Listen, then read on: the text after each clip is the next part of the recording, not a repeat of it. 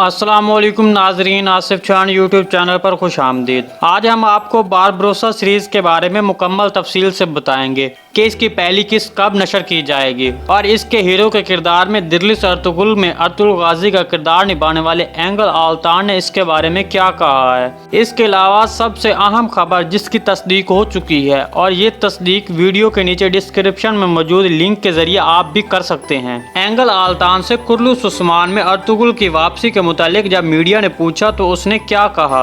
आज की वीडियो में हम आपको मुकम्मल सबूत के साथ बात करेंगे।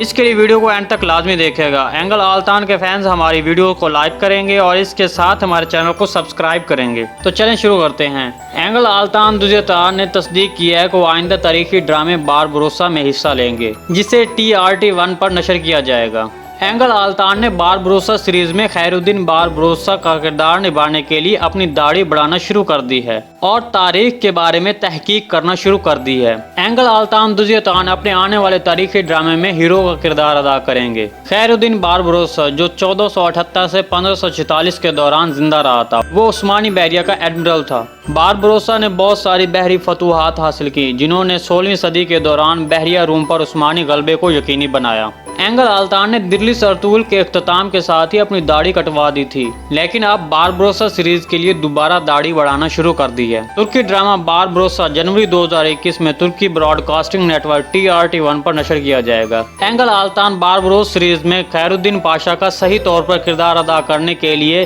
16वीं सदी के बारे में तहकीक करना शुरू कर दी है। उसने इस अरसे के बारे में किताबें पढ़ना शुरू कर दी हैं और दस्तावेजी फिल्मों के बारे में भी जानना शुरू कर दिया है। इसके अलावा एंगल आल्तान खैरुद्दीन बारबरोसा के बारे में जानने के लिए तारीखदानों से भी मिलेंगे। दूसरी तरफ एंगल आल्तान से जब कुर्लुस उस्मान में अर्तुगरुल गाजी की वापसी के मुतालिक पूछा गया, क्योंकि कुर्लुस उस्मान में अर्तुगरुल गाजी का किरदार अभी भी जिंदा है, तो इसके बारे में उसने जवाब दिया कि हमने अभी तक इसके बारे में बात नहीं की, मुझे नहीं मालूम। जब उनसे पूछा गया क्या वो एस्टेब्लिशमेंट उस्मान में वापस जाना चाहेंगे, तो उन्होंने जवाब दिया, मैंने इस प्रोजेक्ट में मोहब्बत से काम किया, ये बहुत खूबसूरत था। हमने अपना प्रोजेक्ट दिल्लीस अर्तुगरुल ख़त्म कर लिया है और एक नया मंसूबा शुरू हो चुका है। वहाँ काम करने वाले लोग मेरे सब दोस्त हैं। इस टीम ने नए प्रोजेक्ट में काम जारी रखा हुआ है। मैं इनके काम को देखता हूँ, इनकी पैरवी करता हूँ और मुझे अच्छा लगता है। ये मंसूबा बंदी का मामला है। हमने टीम के साथ अलहदगी का मंसूबा नहीं बनाया, लेकिन कुर्लुस उस्मान एक नया मंसूबा है। मैं थोड़ी देर आराम करना चाहता हूँ। अभी इस मंसूबे में शामिल होने के लिए कोई फैसला नहीं किया गया।